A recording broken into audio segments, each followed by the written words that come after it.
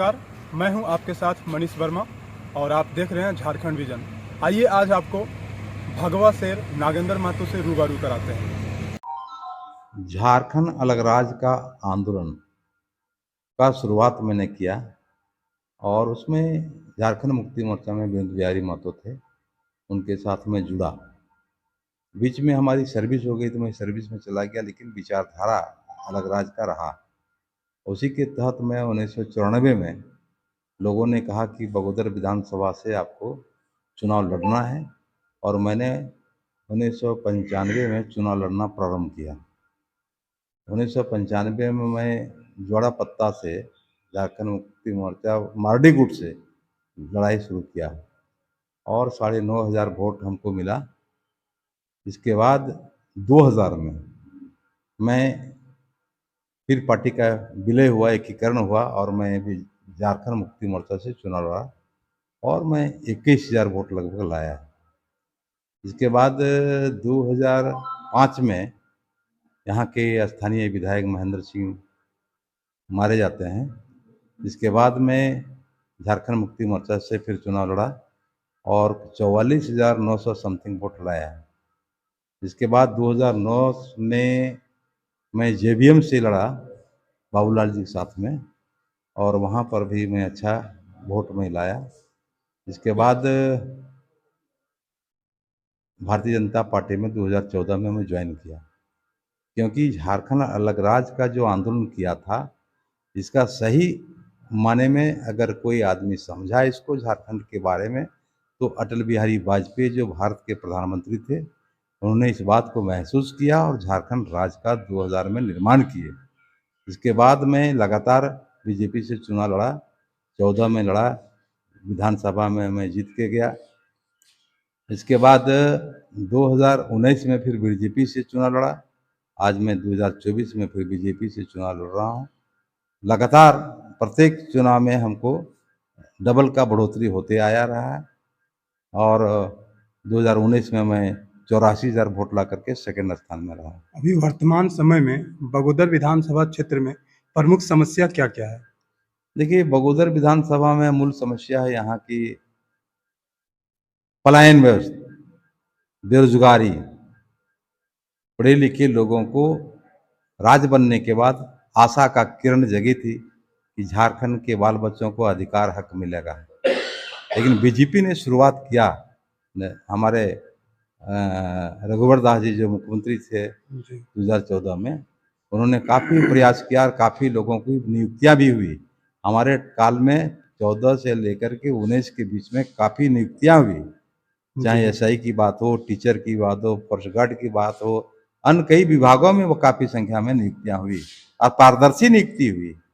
किसी तरह का कोई 19-20 लेन देन नहीं हुआ और नियुक्तियां हुई। और अभी कोनार सिंचाई योजना जो वर्षों से लंबित था, एकीकृत बिहार में चल रहा था और बिहार के सरकार के बाद भी यहाँ नहर का शुरुआत हुआ था, नहर बन के रेडी था, लेकिन नहर में काम नहीं होने के कारण नहर की स्थिति बहुत जर्जर हो गई थी और हमने 2014-15 में जब चुनाव जीत के गया तो मैंने रघुवर जी से प्रस्ताव रखा कि कोनार सिंचाई योजना वर्षों का लंबित है, 40-42 बरस से पड़ा हुआ है, इसको स्टार्ट किया जाए। और उन्होंने मुख्य नहर में पानी को भी दौड़ाया, लेकिन दुर्भाग्य रहा 5 साल हम लोग फिर 2019 में चुनाव हार गए, तो यहाँ का ज्यों का त्यों स्थिति बनी हुई है। नहर का हालत बहुत जर्जर है। जहाँ की इस नहर से लाभ है बगोदर, सरिया, विष्णुगढ़, मांडू का विष्णुगढ़ और डुमरी का डुमरी प्रखंड है। लोगों का कहना है कि बगोदर में तो बहुत विकास हुआ, या फिर रोड का मामला हो, चाहे हॉस्पिटल का मामला हो, ये सब में बहुत विकास हुआ है। देखिए, 35 साल तक लाल झंडे का यहाँ शासन रहा है, मात्र 5 साल मैं आया और 5 साल में जो मैंने किया, ये कोनार सिंचाई योजना तो मैं बता दिया। पॉलिटेक्निक कॉलेज 27 करोड़ का बना हुआ है, ज्यों क्यों त्यों पड़ा हुआ है, अभी तक वहाँ पर नियुक्त प्रोफेसर की नियुक्ति नहीं हुई है, बच्चे पढ़ नहीं रहे हैं, इसका उचित लाभ लोगों को नहीं मिल पा रहा है। इसके बाद है हमने बनाया बिजली विभाग की समस्या को देखा कि पूरा बगोदर विधानसभा बिजली से त्रस्त था। अब विशेषकर हमारा बगोदर विधानसभा में 3 प्रखंड है, बगोदर, सरिया और बिरनी। बिरनी प्रखंड में हमको लगता है कि 2 घंटा कभी बिजली नहीं रहा करते थे। जब मैं चुनाव जीता तो मैंने एक टारगेट बना लिया कि किसी भी हालत से बिजली का यहाँ हम इतना बिजली यहाँ माने लावें ताकि हमारा तमाम बगोदर विधानसभा के लोगों का बिजली घर घर में पहुँचे। और उसी के तहत मैंने पावर ग्रिड बनाया, 80 करोड़ का पावर ग्रिड सरिया मंदनिया में बनाया। इसके बाद 7 पावर नया स्टेशन में बनाया। पहले 3 प्रखंड में मात्र 3 सब स्टेशन था, मैंने 7 नया निर्माण किया। अभी टोटल बगोदर विधानसभा में 10 सब स्टेशन निर्मित है जो काम कर रहा है। माननीय विधायक विनोद कुमार सिंह जी का कहना है कि बगोदर विधानसभा में लगातार 30 वर्षों से बीजेपी मतलब यहाँ शासन किए हैं, हमने तो अभी 5 साल में रहे हैं, इस पर क्या कहना है आपका? जी नहीं, उनका शासनकाल 35 वर्ष रहा है। बोल के निकल जाना अलग बात है। मैं तो 5 साल के लिए आया, 5 ही साल तो मैंने काम किया।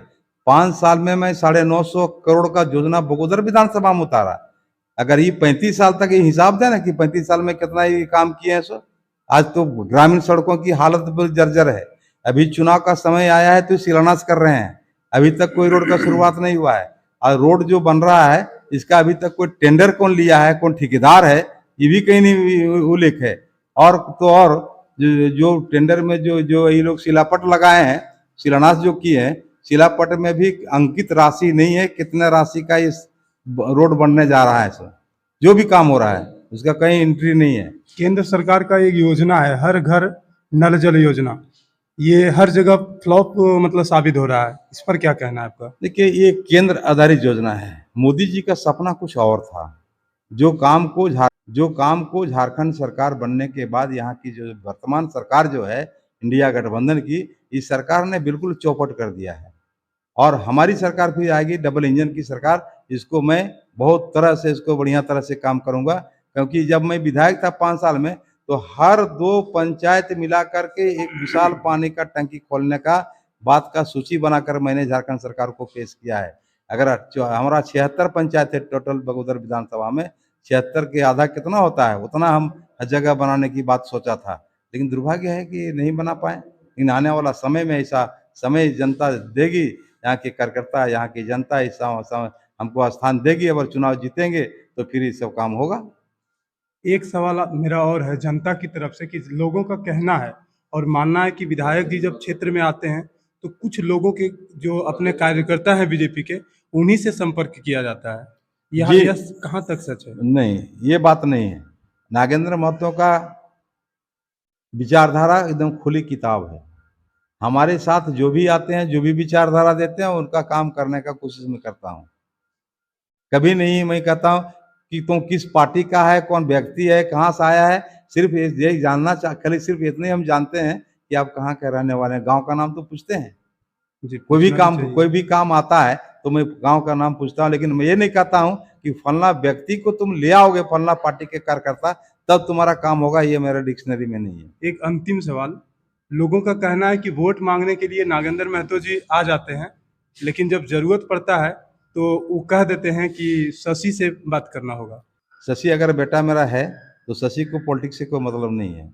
हाँ, घर के पुत्र होने के नाते सहयोग हमको कर सकता है, लेकिन सारा काम मैं खुद करता हूँ।